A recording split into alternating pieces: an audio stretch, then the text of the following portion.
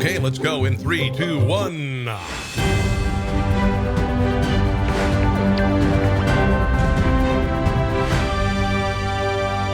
welcome to a Sunday morning edition of Rob Carson's What in the World? How are you? Glad to have you joining me this morning. I'm casual, just wearing a black t-shirt and chilling. Got a few things done this morning. Went to Walmart. Lovely. The zombie apocalypse continues and people still wearing idiotic masks and all that stuff. And honestly, I'm so freaking done with this. I'm just so done with it. And Democrats are doubling down on this crap. I had mentioned the other day this wonderful article from NPR. And honestly, I'm about done. And it's time. It is time for a revolt. It is time for a revolt against this absolute nonsense. We have 1,000 people a day supposedly dying of COVID, many of them being misdiagnosed, being diagnosed with COVID, being told they died of COVID, being hospitals telling the authorities that people died of COVID, so they get lots of money. They get $35,000 per COVID death from the Fed. It makes no sense. The CDC director mentioned it the other day. It's a joke. A woman said her father died of complications from a stroke, but when picking up the death certificate, it was a different cause. Jay Smith died. Kayla, the loving Kayla, said that he was taken to Mission Trails Baptist Hospital July 6, and Dad had a stroke. The right side of his face was droopy. MRI showed that he had multiple strokes in the brain, that he had a blood clot. Those multiple strokes caused so much damage in his brain that it caused damage in his body. Jay passed away on July 12th, and they went to get the death certificate, and they said he died of COVID. This is happening all over the country. In Florida, over 100 testing sites reported 100% positive COVID cases when people were tested. Usually, if people are showing any symptoms, about 6% have it.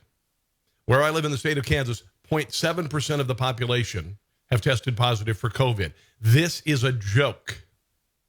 Has anyone noticed that no politicians have died from it? Has anyone noticed that no politicians have died from COVID? You're going to say Herman Cain. Herman Cain was not a politician when he died. He ran for office. He never held an office, so he wasn't a politician. This is nonsense. It's nonsense, and it's time to fight back. I will wear a mask if Walmart asks me to wear a mask. It's their business. That's what they ask. So I will. But as far as wearing one in the public, you can screw yourself. And Joe Biden, you can screw yourself with your mask demand, even though you are in the position to demand nothing with Kamala Harris. This is this article from NPR. I've got to post it. I've got to do just an individual commentary on it. Less deadly than it first appeared. The current best estimates for the infection fatality risk are 0.5 to 1%, according to Caitlin Rivers, epidemiologist John Hopkins. This is from NPR. Jeremy Samuel Faust, an emergency medicine physician instructor at Harvard Medical School, wrote in Slate, "Allow me to be the bearer of good news. These frightening numbers are unlikely to hold. World Health Organization's 3.4% fatality rate was too high. It's well below 1%. Neil Ferguson was the guy at Imperial College who predicted millions would die in a best-case scenario. He was fired because he invited a married woman over to screw her in his apartment, even though, he was practicing social distancing. I guess he practiced social distancing of 6 inches, then no inches, then 6 inches, then no inches, then 6 inches, then no inches. Wow. The U.S. lost 40 million jobs. Federal debt has surged to $26 trillion. It's all an effing joke. An effing joke. Ferguson, the guy at Imperial College in 2005, said that 200 million people might die from bird flu. 100 people did. What a fool. And you're a fool if you think the mask is going to protect you. I've been going to work every day for 6 months, every day, and only until the last couple of weeks I had to wear a mask. One person is tested positive in the place that I work out of 200 plus people, and he was asymptomatic. My son has a good friend, 20-year-old young man, tested positive for COVID. You know what his symptoms were? Are you ready for this? Shut down the schools, people. He was a little tired. Joke. Let's get into some video clips, shall we, and some audio for you guys who are checking me out on Spreaker. And I have launched on Spreaker and Apple Podcast. I'm on there. I'm on a bunch of different podcast sites. So the audio podcast is going to take off, people. The audio podcast is going to be huge, huge. I got some help from some people, including Mr. Dan Bongino, who was just a phenom, and my friend Jeremy Hansen. So thank you to them. Now, here is Joe and Kamala. And if you think there's anything normal about this, if you think that they aren't covering up something, and that, of course, is the absolute mental decline of Joe Biden in rapid fashion. If you don't believe this is true, you are in complete denial. But you know what? There's no denying it. All right, there's no denying this. They did a little, I don't know, it was a presser or whatever. They're sitting at separate tables, of course, within 6 feet of each other, and refused to answer questions. This was the third appearance they've made. No questions answered. The press is not going to be allowed to question Joe Biden because his brain is gone. Thank you. Come on, guys. Senator? Thank you, Senator, guys. you can cast Come on, a you guys. coronavirus. Come on, let's go. Come on, thank you. Come on, guys. Thank you. Come on, guys. Okay, that's not how we roll in this country, okay? You have to be accessible to the press. Our president is accessible to the press. And I love idiots who comment about, Donald Trump's in mental decline because he mispronounced Yosemite. Now, shut up. You are a fool. Kamala went after Biden in the presidential debates. Basically blamed him for busing and opposing busing and all of this stuff. And he's a racist. And she also, she said she believed Joe Biden's sexual accusers, okay? All right, sexual accusers. I believe them, and I respect them being able to tell their story and having the courage to do it. Do you believe that the vice president should enter this race? He's going to have to make that decision for himself. I wouldn't tell him what to do. Of course, Joe Biden penetrated an intern on an elevator with a finger against her will. Some people call that sexual assault.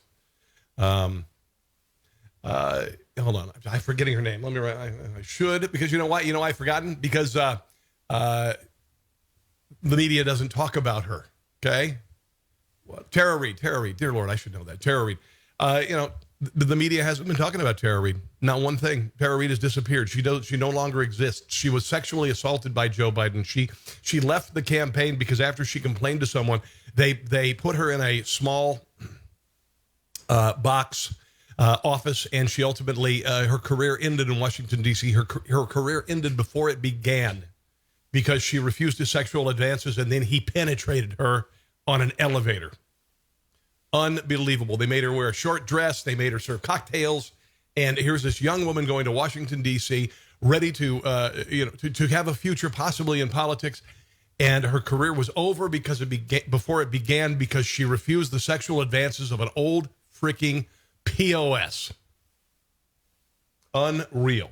And Kamala Harris I believe as accusers. Well, how does it feel getting on a ticket with a rapist?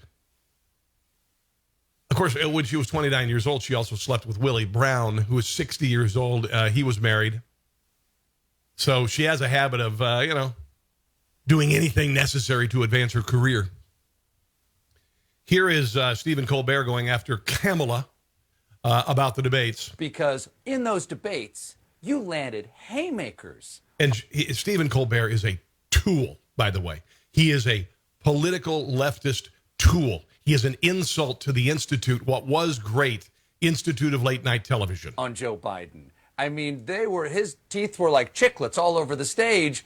And now I believe you that you're fully supportive of him. How does that transition happen? How do you go from being because I'm willing to sell my soul and my body for anything. Such a passionate opponent on such bedrock principles for you? Bed. She rocked the bed, certainly, with Willie Brown. And now you guys seem to be pals. Seriously, look what he's doing there. See that his set. He's a national host. Look how bad that looks. Look at me. Look, I'm not wearing a cool shirt or anything, but look at this, that. Really? You can't do better? Back to the insufferable Stephen Colbert. Was a debate. Oh, there's the laugh. Dear God in heaven. Not everybody landed punches like you did, though. It was a debate. So you don't mean it. It was a debate. That the whole reason, literally, it was a debate. It was called a debate. I understand. Okay, I just can't take it anymore. Just can't take it anymore. Here's and I mentioned this, guys, and there are other people, and it will be echoed. It started being echoed on Thursday and Friday with Rush Limbaugh and Mark Levin. Mark Levin says that naming Kamala Harris the vice president candidate is the Democrats committing suicide. I think that Kamala Harris was the only person who said she'd do it because she's willing to sell her soul and body for anything. And so she did it for the national publicity. She was polling at 3.4% when she pulled out. I'm not talking about Willie Brown. When she pulled out of the race, she was in 6th place behind Tom Steyer. She spent $35 million in her campaign to become the presidential candidate. She had 3.4%. Joe Biden spent like $36 million, and he ended up being the candidate. She is not viable. She is not likable. She is not connective. She is not historical in any way, shape, or form. She is not African American. And the reason why she accepted was because she was probably one of the last people that they asked after everyone said no. Because the Democrat Party already knows they've lost the election. Okay? I'm just going to tell you right now. They already know it. They are talking about Russian collusion, Chinese collusion, Iranian collusion, post office collusion. That they are setting up that this election is fraudulent because they know Donald Trump is going to win, and that's the only quiver in their arrow. And if you think things are ugly in the country right now, they're only going to get uglier after January. We are seeing a civil war in this country, a civil war right now. It is a cold civil war. It is becoming a hot civil war in locations around the country as evil, Marxist, Black Lives Matter, and Antifa go toe-to-toe with conservative, with patriotic Americans. And guess what? Antifa and BLM are going to get their asses handed to them.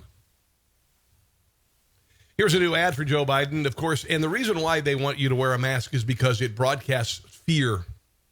It broadcasts fear and panic to everyone, and it makes society dystopian.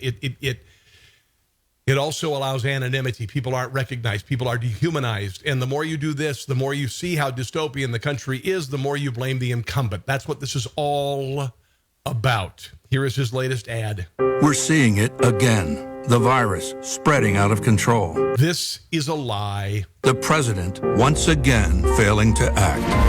That is a lie. Biden knows we need to listen to medical experts and take action. Well, this president certainly hasn't done that. Now, that starts by expanding testing, calling for mask mandates nationwide. Okay, that is unconstitutional and undoable, and F you if the federal government even attempts it. Starting immediately and producing more protective gear here at home.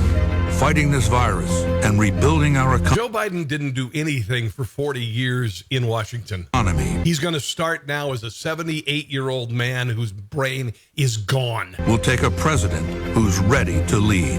I'm Joe Biden, and I approve this message. Okay, really, he's ready to lead.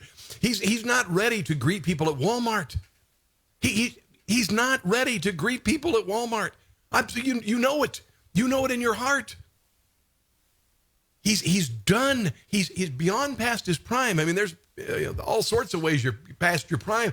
He's not there anymore.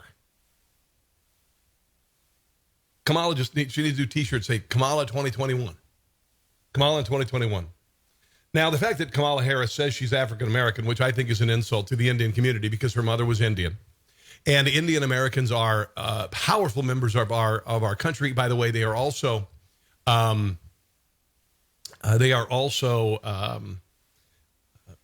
leading white Americans with regard to income, a lot of the times education. Indians, also people from Japan, Asian students kicking butt. Okay, so white privilege. What about Indian privilege? What about Asian heritage? Asian privilege. So she claims she is African American. I think it's very interesting. None of her ads, the new ad, for her, talks about her father. Barack Obama doesn't talk about it. His father left him when he was very young, and he calls himself African American. Now, if you believe that white privilege exists and you are better off by being white in this country, why didn't Barack Obama say he was a white guy? His mom was white. Okay? Like I said, I think it's an insult to the Indian community that she sweeps her Indian heritage under the rug. She also sweeps the fact that her father's relatives were slave traders in Jamaica. Here's a little piece from Dinesh D'Souza. And I don't particularly like this race baiting crap. I don't like this identity politics stuff. But if they're going to play the card, if they're going to lay that hand down, we should lay it down too. In my last video, I pointed out the crushing, and it is a crushing fact, that Kamala Harris is descended in a direct line from one of the largest plantation owners. Now, if you're willing to tear down a statue of a slave owner or a man who came to this continent with 3 boats, then you should be willing to tear down Kamala Harris as a candidate. Slave owners in Jamaica, a fellow Hamilton Brown, who lived from 1776 to 1843 and owned more than 200 slaves. Now the question is, why does this matter? As some people on the left have said, and therefore what? What's the big deal, Dinesh? So I want to point out what the big deal is. First of all, it's very noticeable that for the last several months, the left has been rampaging through the country, trying to pull down monuments and dissociate the left and the Democratic Like I just said, Party from all vestiges, from all connections with slavery.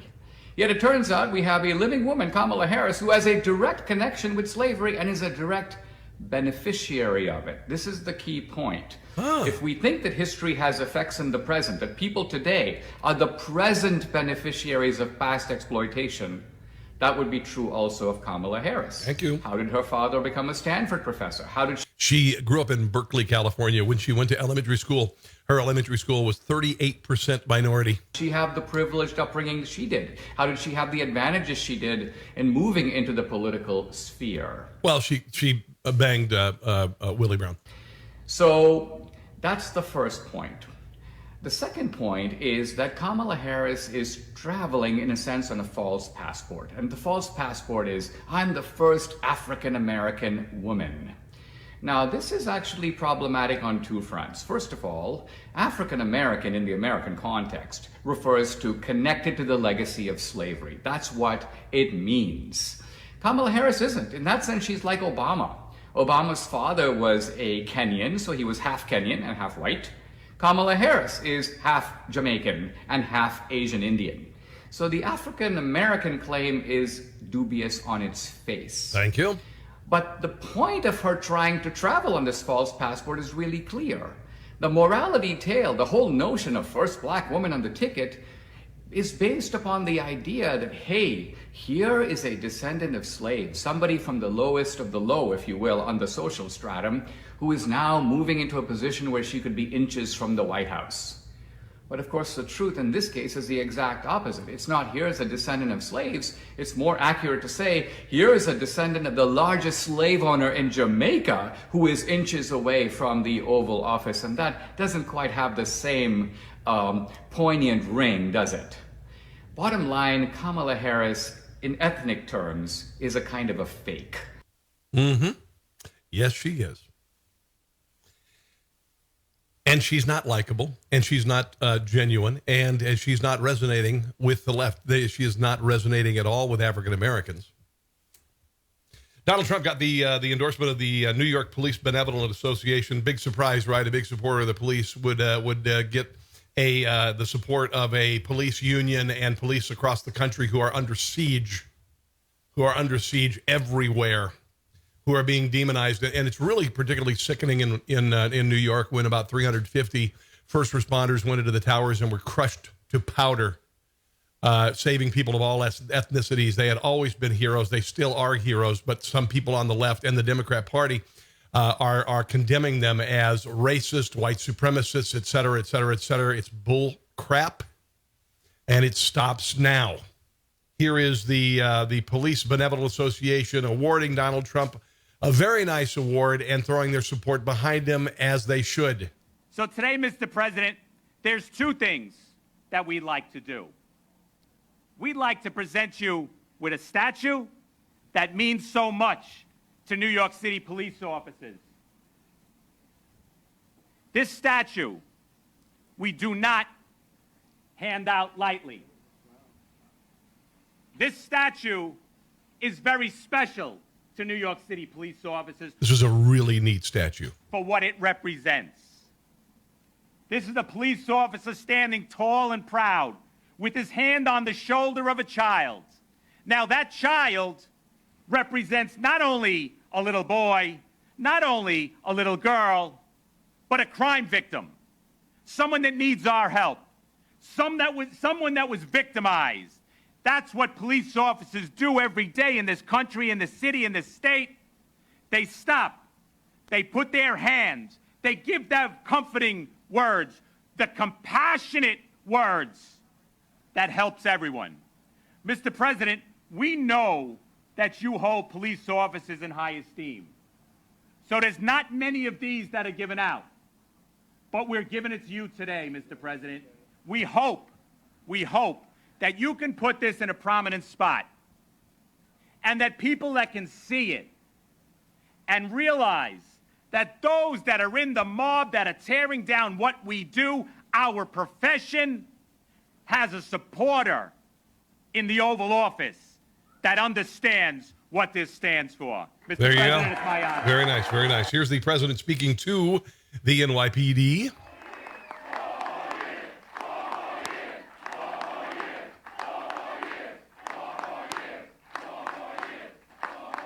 Well, I just want to thank you. That was incredible. So we're going to give you back your stature. Good. We're going to give you back your status. I hate to say it, but it's been taken away. We're going to give you back the right to be New York's finest, the finest of all time, the greatest of all time. And we're going to win on November 3rd. And the people that The ones who went into the Twin Towers and died. didn't love Trump, never Trumpers. I mean, a lot of them are saying, you know, I'm starting to like Trump a lot because they see what's happening. How does the Oval Office for that sound? Okay, good. All right. Here is a New York police officer, I guess, union member, talking about what's going on in the country. And I want you to listen to this guy. And by the way, hello, Ellen and Amy and Bob and Sherry and all the people who are watching. If you would share on social media. Oh, by the way, somebody sent this article, and Charlotta Bass actually ran as a presidential candidate back in 1952. She was an African-American. She was an African-American descendant of slaves, by the way. So Kamala Harris is not at all historical. Thank you for sharing that with me, Pat. I appreciate it. Also, Keith and Ted and Jennifer and Craig and Glenn and Marty and Ryan. Look at all the people watching. Holy crud. Thank you. Thank you very much. Love you. Love you. There's a swag line right there. All these T-shirts are available there. tpublic.com, conservatives. Nah, you can put that on a mask. Masks are stupid. You can put that on a T-shirt or on a mask. You can actually put it on a mask because masks are stupid. They really are, unless you're a first responder or working in a hospital. Rosie the Rioter is the 2020 Democrat icon. Okay, you can get that on a T-shirt. You can get on mugs. Bass Lives Matter. That'll take them off if you like to fish, you know. I'll stop listening. I'll start listening when you stop burning, SH. Okay, and I talked to a police officer yesterday. He is going to buy one. Hashtag done with the NBA. Hashtag done with the NFL. Hashtag done with the with MLB. All done. All done. Done with pro sports until they pull their heads out of their arses and stop supporting Black Lives Matter, which is a racist, Marxist, terrorist organization. So here are the police benevolent union and a spokesperson talking about what police are going through in this country. What world are we living in? That doesn't happen. It does not happen. I am not Derek Chavon. And by the way, it's about time we stuck up for the police. It's about, and the police are sick and damned tired of it. We are not him. He killed someone. We didn't. I just want to talk to you, the press. and I want to talk to the police officers. 375 million interactions with the public every year. 375 million interactions. Overwhelmingly positive responses. Overwhelmingly positive responses. And by the way, police officers roll up on scenes that would make you have nightmares the rest of your life, and they do it all the time. They roll up on accidents and shootings and crime scenes and beatings and abuse. And they have to carry that home with them every night in their heads. So, done with the anti-police movement. But I read in the papers all week. We all read in the papers. If you support defunding the police, you're an idiot. That in the black community, mothers are worried about their children getting home from school Nonsense. Without being killed by a cop. Nonsense. What world are we living in? Yep. That doesn't happen. Yep. It does not It's a lie. happen. I am not Derek Chauvin. They are not him. He killed someone. We didn't. We are restrained. And you know what? I'm saying this to all the cops here. Because you know what? Everybody's trying to shame us. The legislators, the press, everybody's trying to shame us into being embarrassed about Not the legislators, Democrats. our profession. Well, you know what? This isn't stained by someone in Minneapolis. It's still got a shine on it. And so do theirs. So do theirs. Stop treating us like animals and thugs, and start treating us with some respect. Yes. That's what we're here today to say. Hell yes. We've been left out of the conversation. We've been vilified. It's disgusting. It is. It's disgusting. Trying to make us embarrassed of our profession. 375 million interactions. Overwhelmingly positive. Love this guy. Nobody talks about all the police officers that were killed in the last week in the United States of America. Nope. And there were a number of them. We don't condone Minneapolis. We roundly reject what he did as disgusting. It's disgusting. It's not what we do. It's not what police officers do. Our legislators abandoned us. The press is vilifying us. The press and Democrats. Well, you know what, guys? I'm proud to be a cop. And I'm going to continue to be proud to be a cop. Hell yes. Until the day I retire. And that's all I have to say. Bravo, brother. Whoa. Whoa. Fantastic. If you see a police officer, thank him. Thank him. And if you see a Black Lives Matter protester in your neighborhood, chase them the hell out.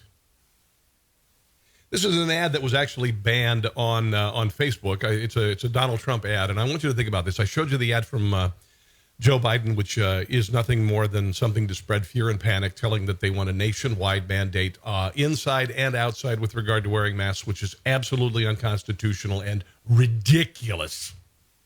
Absurd and ridiculous. Here is the ad. I want you to watch it. Tell me why this would be banned on Facebook, other than the fact that this is effective, powerful, and the antithesis of what the Democrat Party is offering. America is a land of heroes, a place where greatness is born, where destinies are forged, and where legends come to life. This is the home of Thomas Edison and Teddy Roosevelt, of many great generals, including Washington, Pershing, Patton, and MacArthur. This is the home of Abraham Lincoln, Frederick Douglass, Amelia Earhart, Harriet Tubman, the Wright brothers, Neil Armstrong, and so many more. I think Joe Biden's going to run an ad like that. Well, first of all, I wouldn't remember anything. This is the country where children learn names like Wyatt Earp, Davy Crockett, and Annie Oakley. This is the place where the Pilgrims landed at Plymouth and where Texas patriots made their last stand at the Alamo. The American nation was carved out of the vast frontier by the toughest strongest, fiercest, and most determined men and women ever to walk on the face of the earth. Hi, Dave. Our ancestors braved the unknown, tamed the wilderness, settled the Wild West, lifted millions from poverty, disease, and hunger, vanquished tyranny and fascism, ushered the world to new heights of science and medicine, laid down the railroads, dug out the canals, raised up the skyscrapers.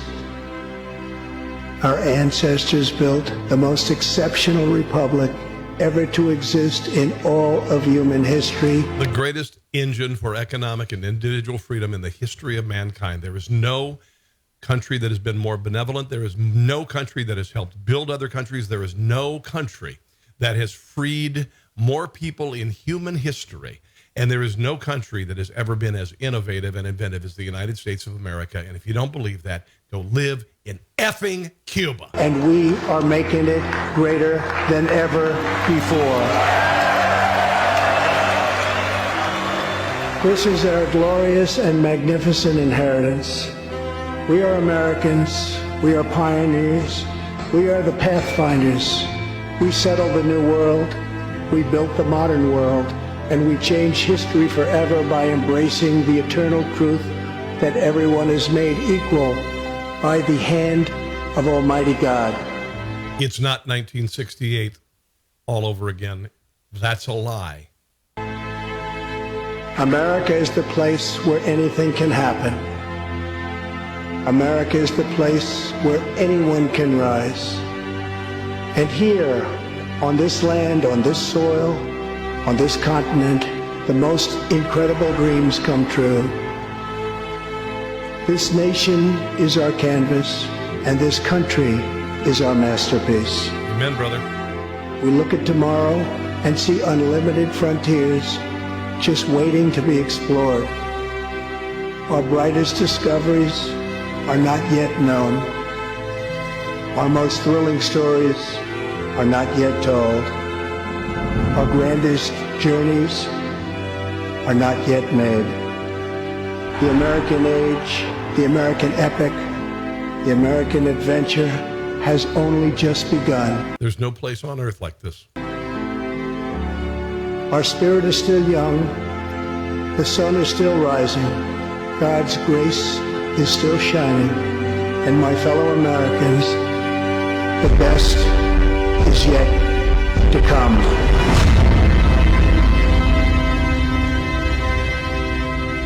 I'm not making to make this into a complete Trump love fest, but what's the alternative? A senile old man and the most left socialist senator in the United States Senate. A party that is based on fear, abortion, keeping black people down, keeping them enslaved to a Democrat Party ideology,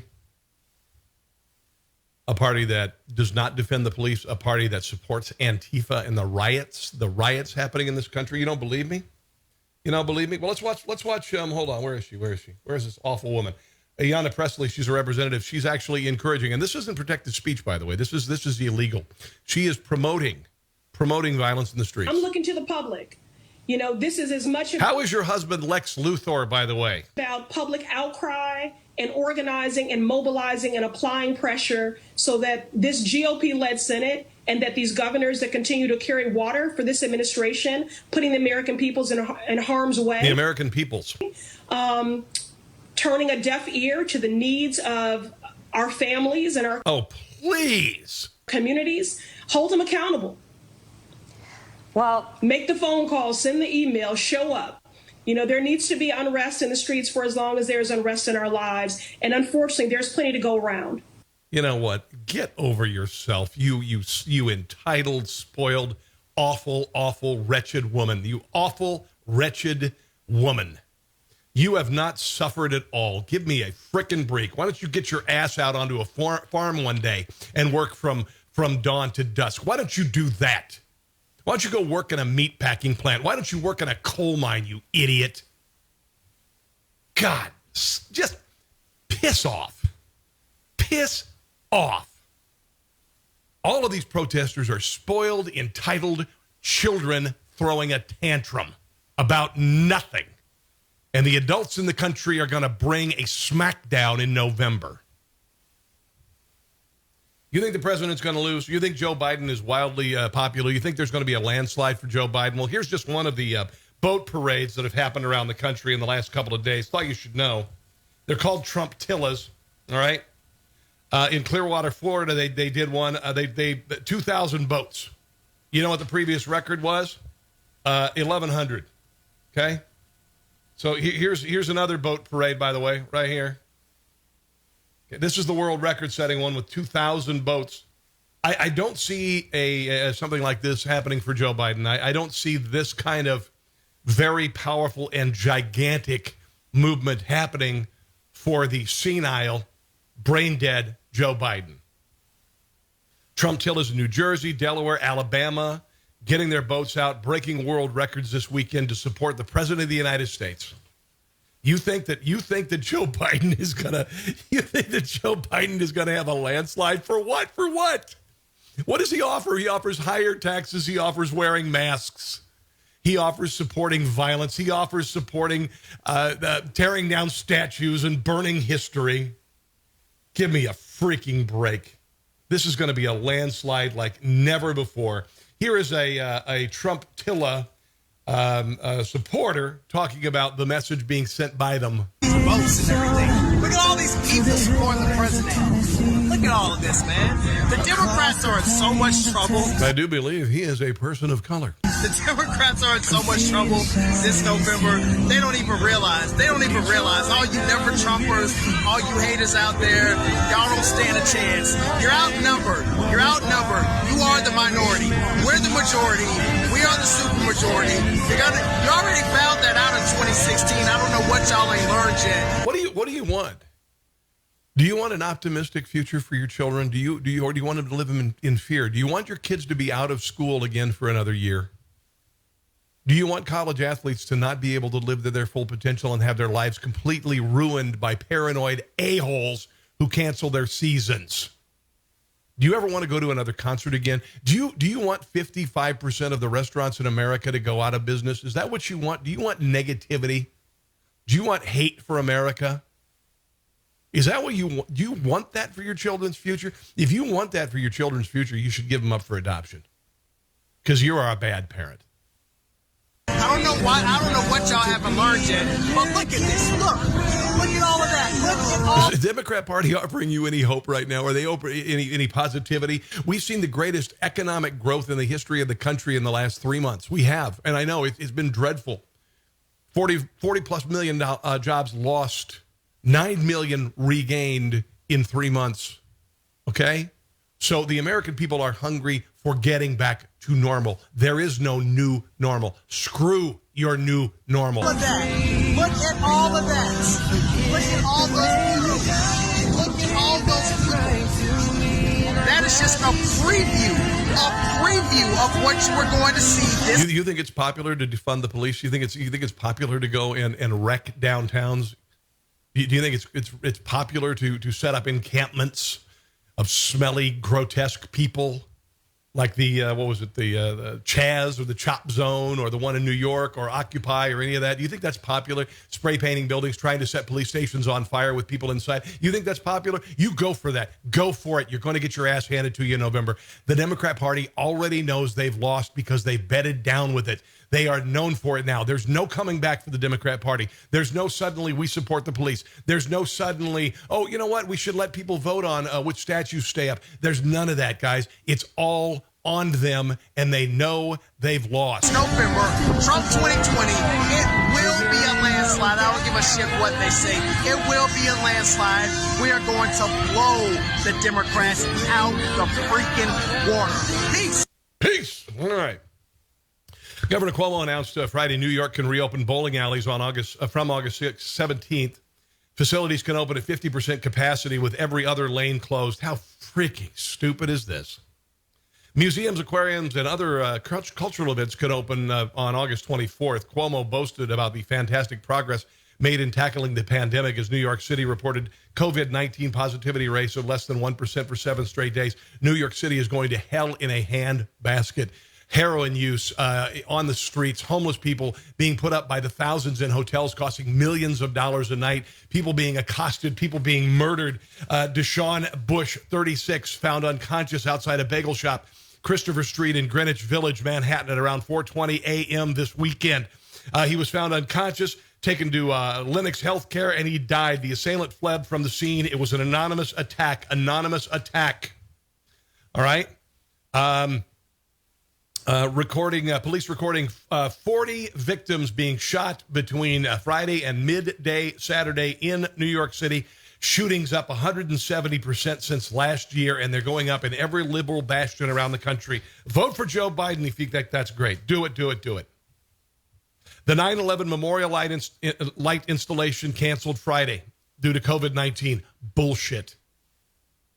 They should go in force by the thousands and do it anyway. How dare they cancel that memorial?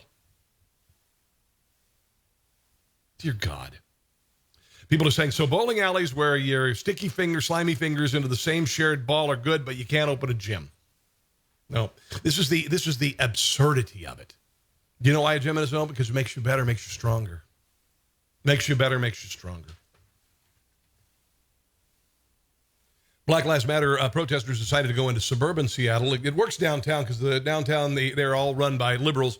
In big cities like Chicago and St. Louis and Kansas City, you always talk about the population of Kansas City. Well, the population of Kansas City is about 300,000.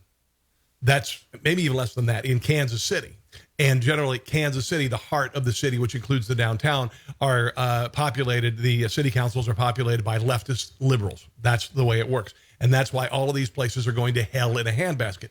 When you get out of the suburbs, it's a completely different ballgame. Here are these idiots from BLM going to the suburbs, going to cause the same kind of damage, disturb people's lives for no reason because they're just spoiled, entitled little children who've never had a hardship in their life. Here they are getting their asses chased out. Hey, Maryland, what is it called? Look at the freak show here and the yellow hair.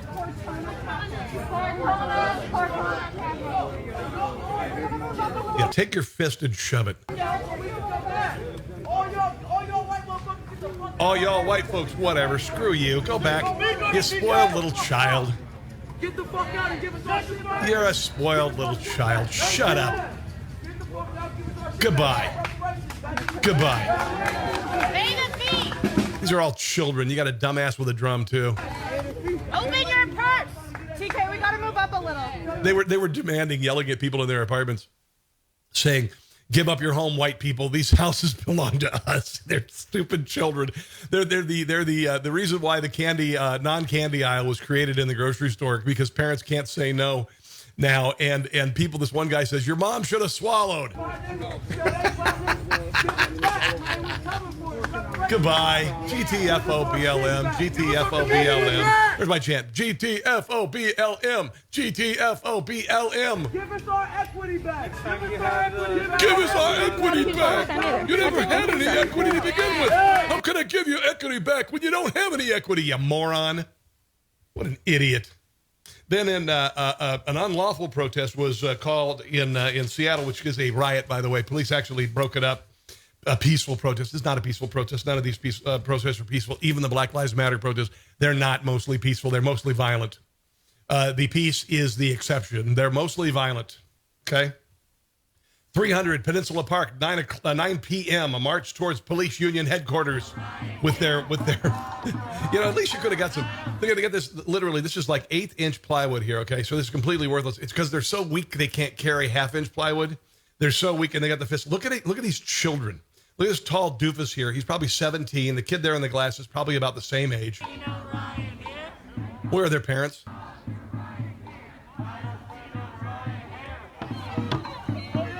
Oh, please go in and kick their asses. Please go in and kick their asses. 79th straight night of violence in Portland. Go get them. Go get them. Get them. Take them down.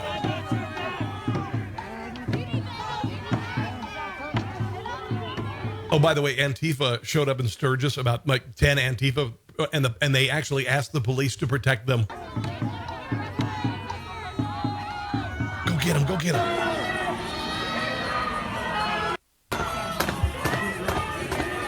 Spoiled little children, spoiled little children, spoiled little children. In Seattle, they did this thing called kettling, which is kind of cool. There were these Antifa protesters in Chicago, and what they did is they surrounded them, separated from the rest of the group so they couldn't escape. This is a great idea, by the way. To surround them, they're not able to escape, and then you can make the arrest. We were trying to leave, and then the cops came in and separated all of us. There's groups of protesters over there. There's groups of protesters down there, but they will not let us move. They have surrounded us in. We were trying to disperse, and they have surrounded us in. Yeah, normally what they do is they cause damage, then they disperse and run away. Not possible now. Pookie. We ain't got no weapons. We cannot move. They surrounded us in. Off to jail with you, you little snowflake. They are not letting us leave. We tried to leave, and they separated our group, and now we're surrounded in right now. Yay, police. Yay, police. Yay, police. Yay, police. I love it. I love it. I love it. Now, to show you how complicit the Democrat Party is with Antifa and this violence and the destruction of cities and the destruction of the country, and but this is the wet dream of the class of 1968, by the way. And they've waited this long to do this, and they used George Floyd. Remember George Floyd? He died in Minneapolis. He was there was a bad cop who killed him, and he was also he had all sorts of drugs in his system too. That said, he shouldn't have died. But that was what this was all based on. It was just a trigger for the wet dream of the class of 1968, funded by George Soros. This was what Occupy was about 7 or 8 years ago, and that's what this is all about. That's what it's all about. And Joe Biden, some campaign staffers are actually helping support this Minnesota Freedom Fund, which is actually defending the rioters in Minneapolis that cost $500 million in damage. $500 million in damage, wrecked Minneapolis. What have you heard about Minneapolis lately? You have heard nothing about it. They wrecked it. They wanted to fund the place. And Democrats are supporting the mob. More than a dozen of Joe Biden's campaign staffers are donating to a group that's bailing out rioters in Minneapolis. New questions about who the Minnesota Freedom Fund is bailing out. Jaleel Stallings, charged with attempted murder. Prosecutors say he shot at a SWAT team during the riots in May. Darnica Floyd, charged with second-degree murder for stabbing a friend to death. There's Christopher Boswell, a twice-convicted rapist, currently charged with kidnapping and sexual assault in 2 separate cases. Democrat Bunny is supporting him. All 3 would probably still be sitting in jail if it wasn't for the Minnesota Freedom Fund, the group that paid their bail. They are all out of jail. No questions asked. Not only is Joe Biden really not speaking out, not saying much, but his staffers are giving to a bailout fund. That's inexcusable. I'd say it's inexcusable. Absolutely 100%. Letting them out so they can commit more crime. In New York, you don't even have to pay the bail. You just get out. And you rape and you murder some more. And you rape and you murder some more. Mika Brzezinski apparently was off her meds the other day. She went off on a giant tirade against Donald Trump. And this woman is dumb as a box of rocks without the rocks. Her father was like Secretary of State in the Carter administration's Mika Brzezinski. And the only reason that she made it anywhere is because of his name. And she also broke up Joe Scarborough's marriage, and now she and he are married, and they do their show from their basement in Florida. There's clear disdain that I have for this president, but look at the facts. Look at how he's worn us down, from his paid-off porn star to Russia lies. You were banging Joe Scarborough while he was married, and you were married. To racism in Charlottesville. There's no racism. That's a lie. Racism across the board. Lie, lie, lie, lie, lie. Children in cages. Another lie. I mean, lie after lie after lie. Conspiracy theories. So stupid. Our country right now is real. Oh, God, I'm losing IQ points. Out of just listening to her voice. Breaking point. If we don't find a way to hold this president accountable with, you want to hold on to the set, you're going to have nothing at the rate you're going, at the rate you're letting him go. Can't you see what is happening? I know you have a lot of special interests in your state. Biden leads Trump by 11. Yeah, right. Maybe money coming in from Russia and interests your wife. Again, another lie. There was no Russia collusion, you idiot. Works in the administration. But wake up. is not about losing the Senate. We're losing much more than the Senate. You can be sure that you will never see me on Fifth Avenue. Ever. Good. Bye. Out the social distancing stickers off the chairs and squished people together and made them click on a waiver saying you can't sue if you get the coronavirus and die from coming to this rally. Another lie. How stupid can you be at this point? If you're sensing a little intensity here, I'm a little amped up because... Yeah, just another half tab. Just another little half tab. Don't do just a half. Do the whole pill. That'll help. Just trust me. Trust me on that. Just do the whole pill next time. Shocking video. I don't have it, unfortunately. 2 young boys in Illinois robbed at gunpoint their lemonade stand in Peoria. 2 older kids walked up, one armed with a gun, snatched the boy's cash drawer. Happened last Friday. Suspect stole $30. It's not a hate crime, though. The ones who stole, they were African-American, and the boys who were running the lemonade stand were white. I don't think that's such a big deal, but if you look at the crisis in the African-American community and violence and all of that, you know, what kind of kid would do that? Where are the parents? What kind of kid would do that? What kind of kid would do that? What kind of teenager would take a gun and hold up a lemonade stand? What the hell are you raising? Dear God, I hope they find them and throw in juvie until their 21st birthday. Or in adult jail. That would be even better. These guys, the young entrepreneurs, were not deterred by the armed stick-up. They continued the lemonade stand. The police showed up, actually surrounded the boys, handed them a gift of money they had raised. Some people went by and they gave them candy and other items to sell other than lemonade, and they're doing quite well. So as soon as I find out who they are, I'll tell you where they are or whatever, and God bless them. God bless them. Can you even imagine? People are being... This is the insanity. This is the stupid. I talk about this. Don't catch the stupid at the end of my show on Newsmax, which, by the way, is on at 2 o'clock today, Eastern Standard Time on Newsmax TV. Just go to newsmaxtv.com and check your local listings. 349, channel 349 on DirecTV, among other places. So check it out today.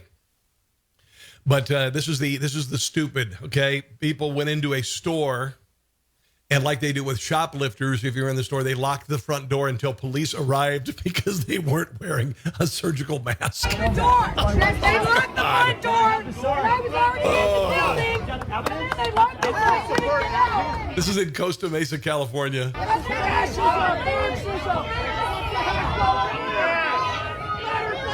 This is the stupid. Somebody coughed on the people in the store, the owners, and they caught the stupid.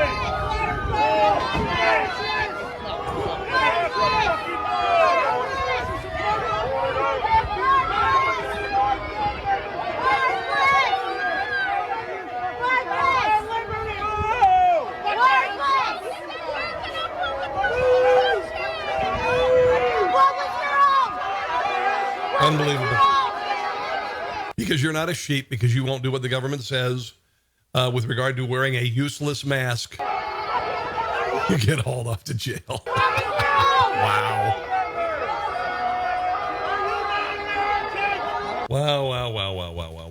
Wow. Unbelievable. This is life in America. If my workplace ever made me go to a white men's caucus on eliminating racism, sexism, and homophobia in organizations, I would sue their asses off. There's a Sandia National Laboratories, and they sent only the white men involved in management to a re-education camp. I mean, literally, it's a re-education camp. Here's the story. This is Tucker Carlson talking about this. Again, if this happened, and this has been happening all over the country, if this happened, I would sue their ever-loving asses off to the ends of the earth. Chris Rufo has spent a lot of time trying to figure it out. He's a research fellow at the Discovery Institute. He broke this story. We're happy to have him tonight. Chris, thanks so much for coming on. Tell us what this was, what the point of it was, and whether it was mandatory. Yeah, well, this was a mandatory program for white male executives where they were supposed to essentially break down their white male identity, confess their sins to diversity trainers. And at the end of this session, they actually had to write letters of apology to women and people of color based on what they learned about their own privilege. This is Chinese revolutionary stuff. And It's nothing more than a cult indoctrination session that's based on critical race theory, something that is spreading like wildfire through our public institutions, and it's, almost more... If this comes to your workplace, if this comes to your school, fight it. If this comes to my kid's school, I will raise holy mother effing hell. More dangerous than the nuclear weapons themselves. I agree with that. No one says anything about it because everyone's intimidated, but it doesn't take a complex thought experiment to imagine if they did this to any other group. I think all decent people would stand up and say, you can't attack people for how they were born. It's immoral. Why do we allow this kind of garbage to continue, this poison, at public expense? Because this is really racism masquerading as anti-racism. I think it's really as simple as that. And I think through this kind of complex cultural construct that plays on human frailties and emotions and guilt, we've allowed this to really perpetuate all of our institutions. And I'm afraid that at this time, it is almost everywhere, from the smallest local school district in Tennessee or Kansas to the highest levels of the federal government. This is something that under the radar has just spread like wildfire, and I think it's important to call it out, and it must be stopped. I couldn't agree more. Could not agree more. Dallas judge has effectively reversed a previous ruling that would have granted a divorced father any access to his son, 8-year-old James Younger. Mom, you see, wants him to be a girl. Okay, the boy's mother, Dr. Ann Jorgelis, is going to enroll James into a school with the name Luna, subject him to transition therapy and medical procedures at the expense of his father, Jeffrey Younger. This is a mental illness. 8-year-olds, and this started much earlier when the child was about 4 years old. Their genitals are for peeing. That's it. Just because your 4-year-old wants to be a firefighter doesn't mean that you can make him a firefighter. Same goes with this idiotic gender reassignment bullshit and torture. And this kid will be messed up psychologically, physically, will probably be mutilated before puberty is even over. And by the time they turn 18 years old, will most probably be a 45% chance of being suicidal. Here's the story about the father who can't do anything about his wife's insanity and the judge that went along with it. Oh, you're a boy, right? No, I'm a girl. Who told you you were a girl? Mommy. When did she tell you you were a girl? Because I love girls. Oh, I see. So mommy told you you were a girl? So I guess you're a lesbian then. Was divorced a few years ago. When my child hit his 3rd birthday, and this happened during the divorce. 3 years old. Hit his 3rd birthday. He started telling me that he was a girl. Mm-hmm. And I immediately pulled out my video and videotaped him and asked him, why do you think you're a girl? Mm-hmm. You can see this video at SaveJames.com. It's the first time I heard it. Check out SaveJames.com, by the way. Okay. What happened was all of his authority figures, right? His mom, his sisters, his older sisters, his teacher, the policeman at school, the librarian, the principals, the lunch lady, all of his authority figures were telling him he was a girl, and I was the only one, and me and his priest were the only one telling him that he was a boy. And he really just didn't believe me. And she started reading to him books about Jazz Jennings. Jazz is transgender, a boy living as a girl, and one of the youngest documented cases of an early transition from male to female. We'll say things like, God made you special, because there aren't very many little girls out there that have a penis.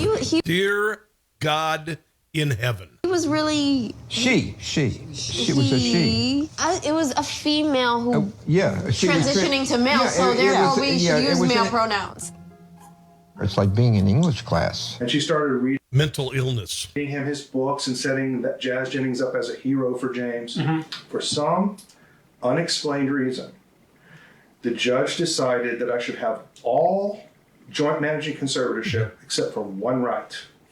Choosing his gender? I cannot consent to psychological or psychiatric treatment for James. Does mommy do anything else like with a girl with you? Mm-hmm. Like what? Like kisses. What does she do? She do put them on me. She puts dresses on you? Oh, wow. The mother is mentally ill. And what else does she do? She buys my headbands. Uh-huh. And she get me hair clips. Oh, hair clips? Okay. I can't watch this anymore. This is child abuse. This is child abuse. This is sickening. This little child, this innocent child, been on the planet for 3 years, and the mother is mentally ill. Honestly. I have no words. We're going to move on to some other stuff. I have some very cool stuff here, including the story of a fifth grader who threw a message in a bottle in the water. You won't believe where it showed up and when. There's a trigger warning before Blazing Saddles. A new hydrogen-powered supercar. Okay, got all that stuff coming up in just a second. Before we do that, I want to show you this video of Beirut. Beirut experienced the largest explosion, with the exception of, sustained bombing during World War II, of cities in Europe. Also, of course, Hiroshima and Nagasaki. This explosion that happened because of a store of ammonium nitrate fertilizer caused an explosion 1/5 the size of Hiroshima. That thousands and thousands are not dead is absolutely miraculous. Here is driving near the center of the blast. Just look at this. This looks like Beirut, like in 1978, by the way. This is amazing. Absolutely stunning. I mean, that thousands aren't dead.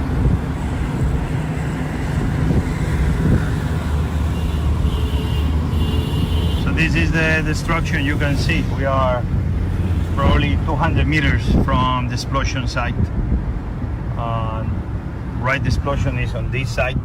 Wow. There you can see one of the boats. I think that's the French boat. Is another English one around. The explosion knocked over a cruise ship. But this is what happened. If you had any doubt that this is the third biggest explosion ever in the history. Wow, third biggest behind Hiroshima and Nagasaki.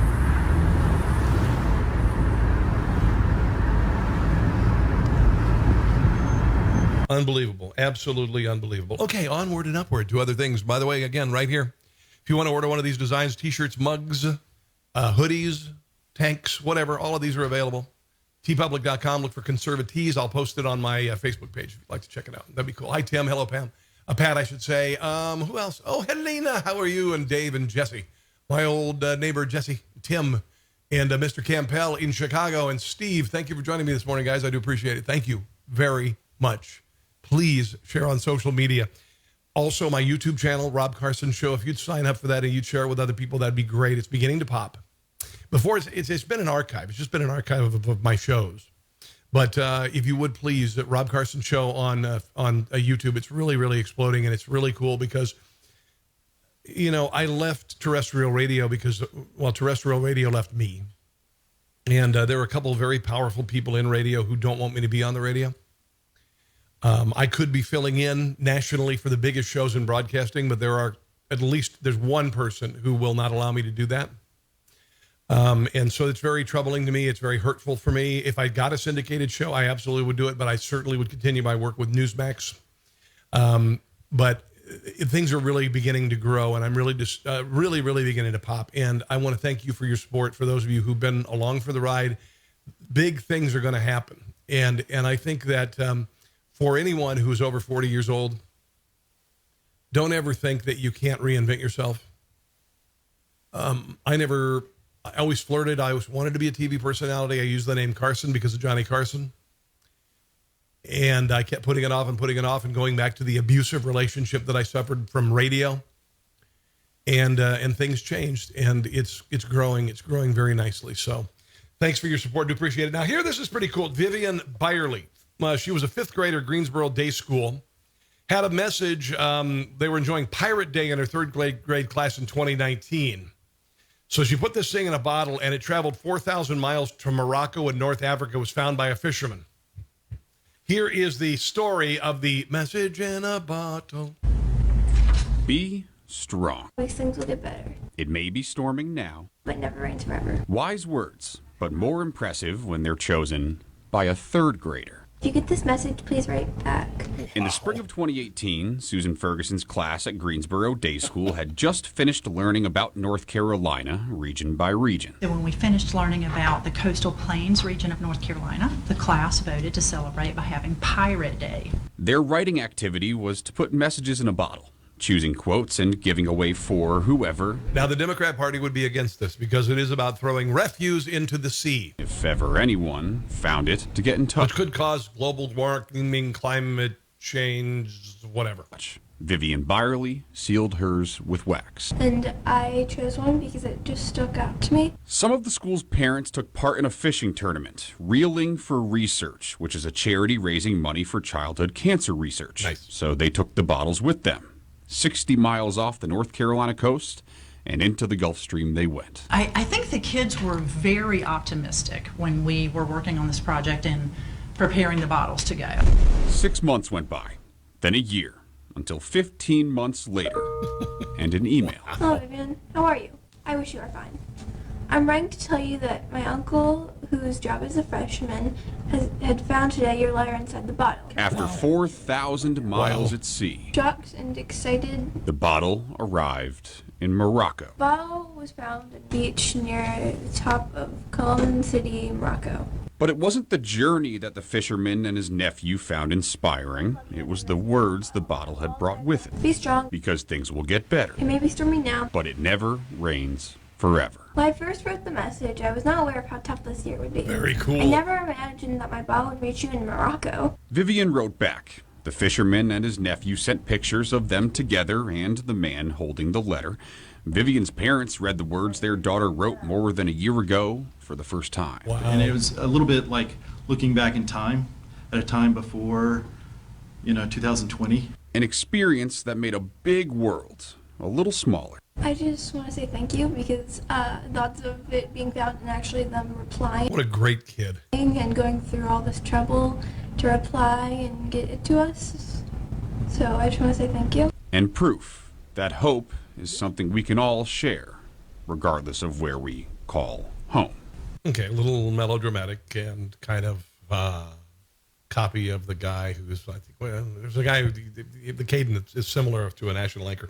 Anyway, that's it. Nice report.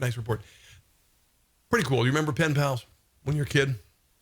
Now you can talk to anybody in the world instantaneously with email, but you used to have to put a letter in an envelope. It was pretty wild. There was you could actually, I don't remember what it was, but it used to be on TV when I was a little kid. They'd say, join this pen pal club. I don't know what the hell it was. But they were always on the Saturday morning cartoons. Back when you could only watch Saturday morning cartoons, there wasn't a Cartoon Network. And it would be talking about how you could be a pen pal. And I remember doing that. I don't remember where my pen pal ended up being. When I was in Columbia, Missouri, we did a balloon release, which, of course, now would kill geese and other animals and choke dolphins, and you would never do that. But I was in Columbia, Missouri, and one of our radio station balloons ended up in a field in the middle of Illinois. And an elderly couple found it, and they sent a matchbox with a balloon in it and a note to me. This is 1991.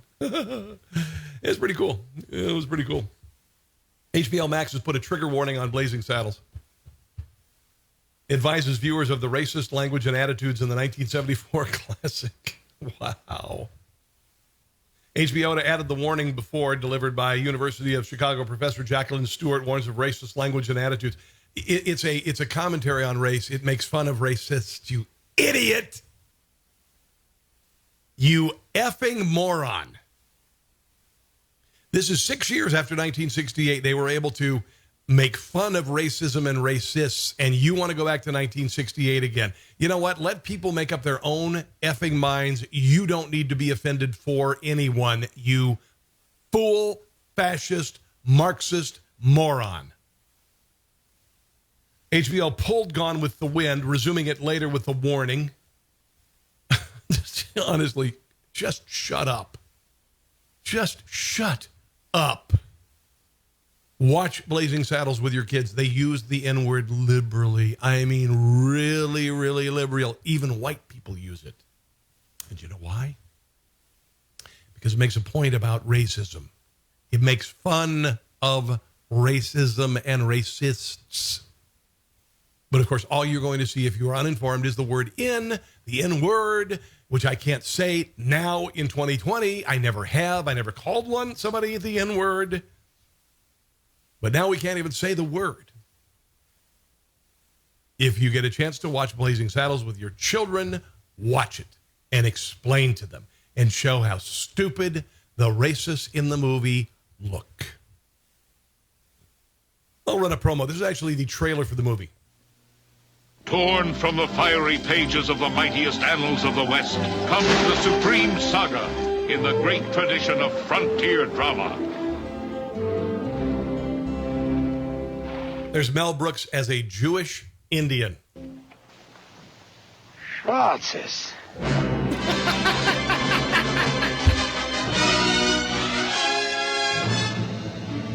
By the way, the day after Gene Wilder died about 4 years ago, my friend Bruce Jones and I went to see Blazing Saddles. They put it back in theaters for a couple of days, and it was the first time I'd ever seen it on the big screen, obviously, and it was amazing.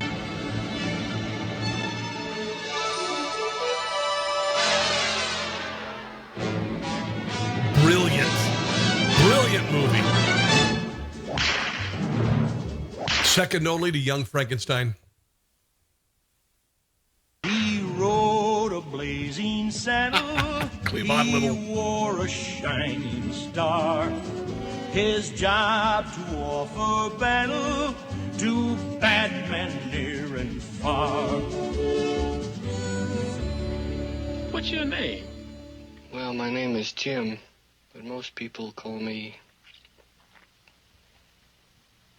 Jim. Well, do your best. Now, let's see. Where were we? Oh, Rock Ridge. Rock Ridge. I want that land. Clumsy fool. I'm sorry. Wait a minute. There might be a legal precedent. Of course. Land snatching. Let's see. Slim Pickens and Harvey Korman, absolute genius. Land. Sea snatch. Another genius comedian. Hello, handsome. Is that a 10-gallon hat?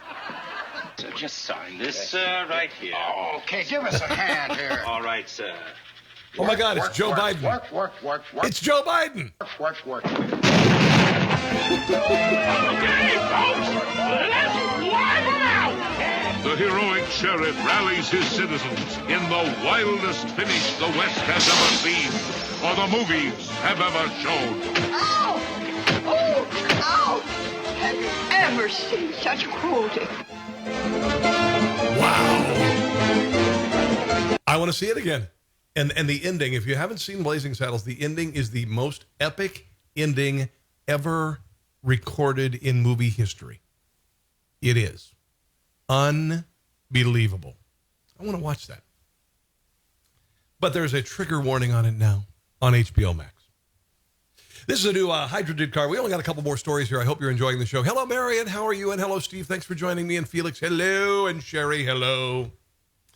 And Charles, what's going on? There's a new hydrogen car that's coming out. It's 1,000 miles on a single tank, can go 220 miles an hour, will cost at least, probably close to $1 million. Goes from 0 to 60 in 2.2 seconds. Emits only water vapor. Inside the cabin, 98-inch curved screen provides touch-free gesture controls, and a wraparound glass canopy offers a 360-degree view of the outside world. It is whisper quiet and absolutely incredible, and you're only going to get one if you're Jay Leno. Here we go. Start sequence. It is badass, I'll tell you that. Here it comes.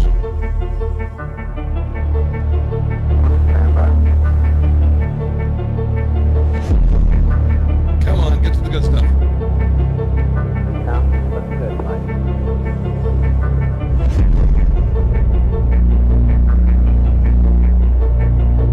Stand by for mode 1 Charlie.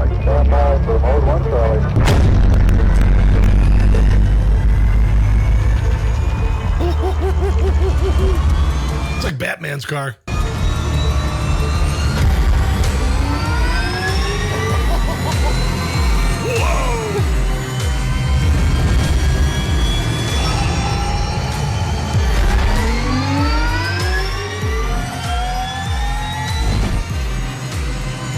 Holy hell. Wow. Woo-hoo.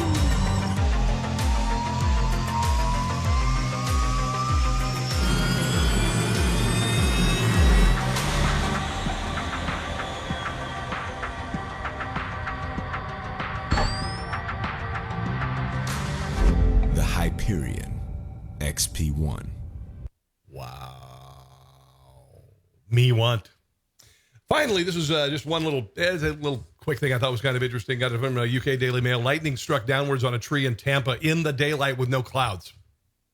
Just maybe a few light clouds. Clear blue skies, but, a couple little clouds. And this happens. This is crazy. Watch this. What? Let's watch it again. Oh, wow. That is just nuts. Unbelievable. Jeez. Man, what we are catching on Ring doorbells, right? Oh my God in heaven. Crazy, crazy, crazy. That is just nuts. I actually was in a bathroom in the radio station I worked at in Columbia, Missouri, as a tree right outside the bathroom window was struck by lightning. It was like, wow. Unbelievable. All right.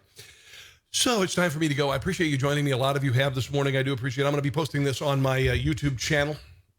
Probably it will have to be, I'll have to take the Blazing Saddles promo out because otherwise they'll say copyright infringement. But anyway, I hope you've enjoyed the show today. And please do subscribe to Rob Carson Show on Facebook. Watch my show today on Newsmax TV, newsmaxtv.com. It's at 2 o'clock Eastern time, so 1 o'clock Central. It's a really, really good show. It's a really fun show. It's a half hour. It's just comedy and it's rapid fire. And it's like if you watch The Daily Show and it was conservative or Stephen Colbert and he wasn't he wasn't a complete douchebag. All right, so make sure to check it out.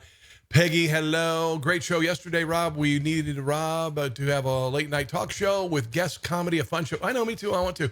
I don't know why the big three networks haven't thought of the concept, but so far they haven't. Well, you know what? You never know what's going to happen. You never know. Pat, thanks for joining me, and Al, and all of you guys, and Helena, and Marion, and Carol, and all that. You guys are, God bless you. Thank you. I appreciate it. The most important thing I think I can do right now is to entertain, inform, and motivate you to do good. That's what I've always said about what I do. Entertain, inform, and motivate people to do good. And